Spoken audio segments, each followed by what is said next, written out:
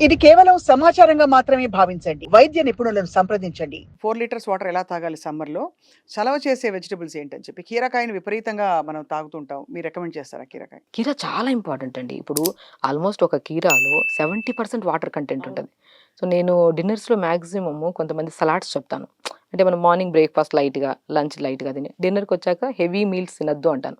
Sleep problem ఉన్నా, కొంతమంది constipation ఉన్నా, లేదంటే కొంతమందికి skin related problems, weight loss అవ్వాలని వచ్చినా, హై బీపీ ఉండే వాళ్ళకి గూడా నేను లిమిట్‌గా ఫుడ్ తింటూ, తినడానికి ముందు 4-5 పీసెస్ కీరా తినమంటాను.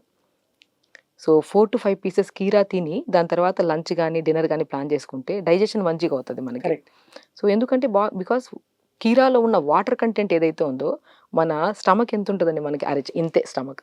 ప్రతి ఒక్కరికి మనం ఒకటే గమనించాల్సిందేంటంటే, మన పొట్ట ఇంతే. మనం బరువు పెరిగామని చెప్పి ఎలాస్టిసిటీ పెంచుకొని పొట్టేం పెరగదు. అది.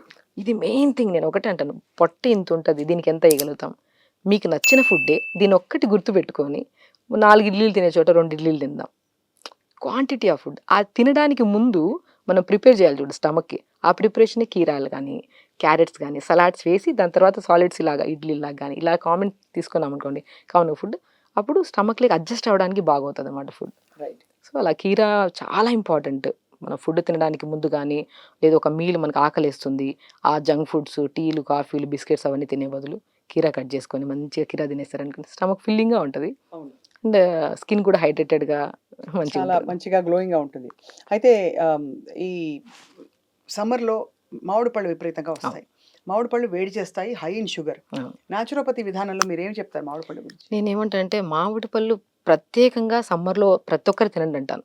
ఈవెన్ దో హ్మ్. డయాబెటిక్ వాళ్ళు కూడా తినమంటాను. హుహు. ఒకటి ఇప్పుడు మనము ఒక సీజనల్ ఫ్రూట్. ఈ సీజనల్ ఫ్రూట్ తినడం వల్ల మనకి మ్యాంగోలో లేని విటమిన్ లేదండి. ఎవ్రి విటమిన్ ఉంటది. మోస్ట్ కంటెంట్ ఆఫ్ యాంటీ ఇన్‌ఫ్లమేటరీగా ఉంటది. అన్నిటికి. హ్మ్. ఒక మ్యాంగో తింటున్నామంటే ఇక్కడ ఫుడ్ కంట్రోల్ చేద్దాం అంటా నేను. అది. ఇప్పుడు డయాబెటిక్ వాళ్ళు ఏం చేస్తున్నారు? వైట్ రైసెస్ తినేస్తున్నారు. ఆ టీ, కాఫీలు అవి ఇవి తాగేసి దాంతో పాటు మ్యాంగో తినేస్తే దేనికైనా షుగర్ పెరుగుతది. మ్యాంగో కాదు, ఆ ప్లేస్‌లో ఏ ఫ్రూట్ తిన్నా పెరుగుతది. మనం ఇష్టమైన ఫ్రూట్ తింటున్నాము. ఎక్కడో కంట్రోల్ చేయాలి ఫుడ్‌ని.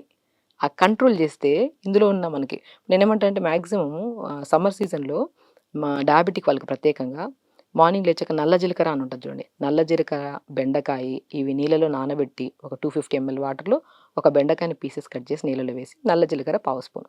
నైట్ నానబెట్టి మార్నింగ్ లేచి ఒక 1 మినిట్ వేడి చేసి ఫిల్టర్ చేసుకొని తాగండి.